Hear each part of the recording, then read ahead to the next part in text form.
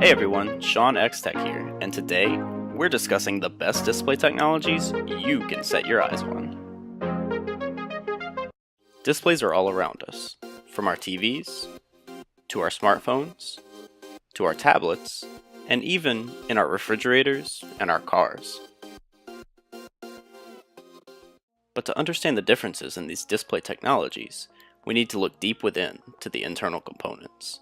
Typical displays are made of several different parts, but today we're just going to focus on the main component, which are the pixels, that produce the light and picture that you see on your display. Pixels are assembled using light-emitting materials in an RGB arrangement to give off red, green, and blue, which are the primary colors of light. And together, they give us white light, and every color in between.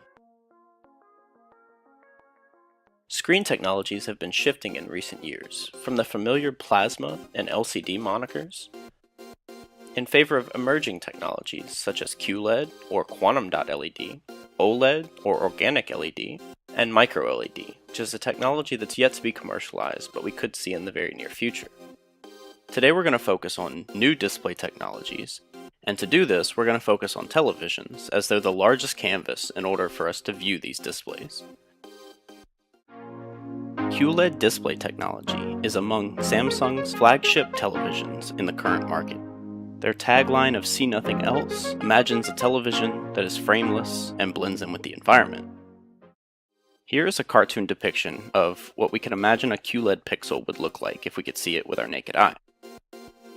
QLED TVs utilize an LED backlight similar to the recent LCD LED TVs that have been on the market, but instead use inorganic quantum dot particles to make up the actual pixel, and these particles absorb the light from the backlight of the LEDs and emit light of their respective color within the pixel, red, green, or blue. The size and material of these quantum dots determine the color that is produced, and these particles are tunable to emit light across the full visible spectrum, which makes them potentially more versatile than other technologies. But where they really excel is in the brightness at high saturation, where the colors really pop. And because of the inorganic nature of these quantum dot particles, they're less susceptible to degradation, and therefore burn-in is not an issue on these types of displays, which is better for gaming or any type of use where a static image would be displayed on the screen for long periods of time at high brightness levels. The presence of an LED backlight in QLED displays force an inherently lower contrast ratio, and causes pixels to be activated in groups rather than individually, which causes less pinpointed control over the images on the screen.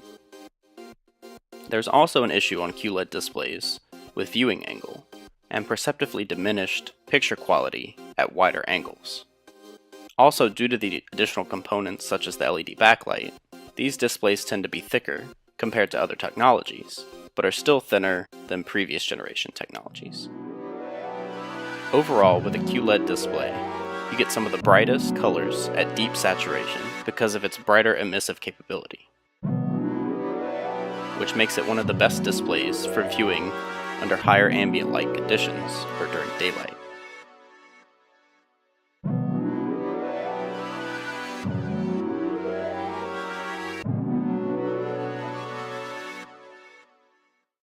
OLED display technologies have been taking the market by storm, and doing so in style, with a broad color gamut and a vibrant picture. If we look at a depiction of an OLED pixel, we see that it's very different from a QLED pixel. First of all, there's no LED backlight, and the pixel uses organic materials in order to produce each of the individual colors, which can emit under an applied voltage rather than having to absorb light and then re-emit it. Because of this, there's less components, and the materials allow for a very thin display that's even flexible. The structure of the organic materials that make up the pixel determine the color that they emit, and the color bands are less narrow than that of the quantum dots in the QLED pixels, so you get a fuller color volume, with a broad color gamut and a vibrant picture.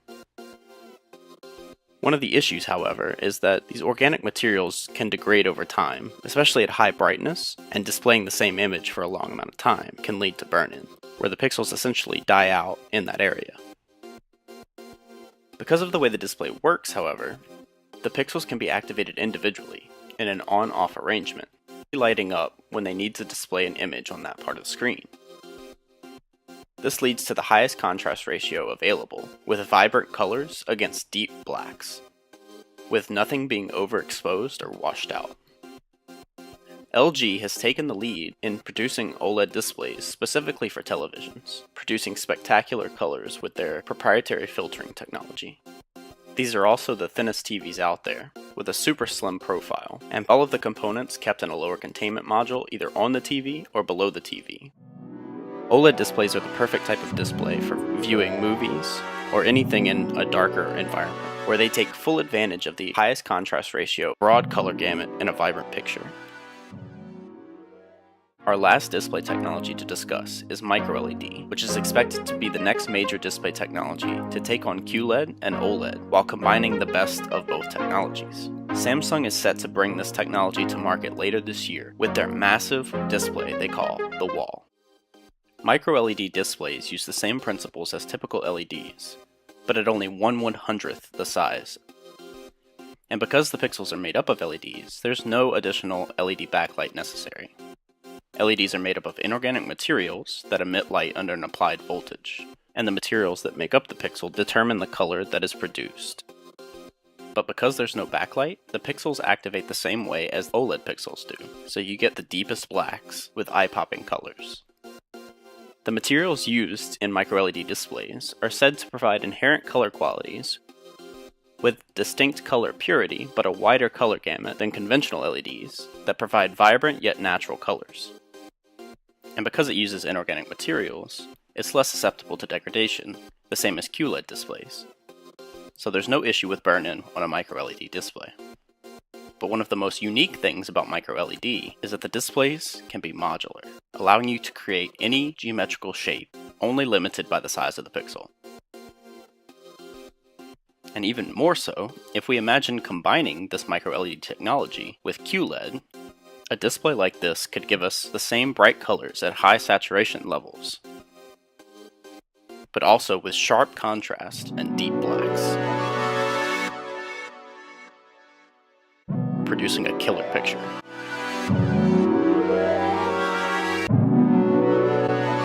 Samsung's Wall display will certainly be for the higher-end commercial market, but this type of technology could reach smaller displays with other devices within the next few years, and has the potential to give us resolutions up to 10K.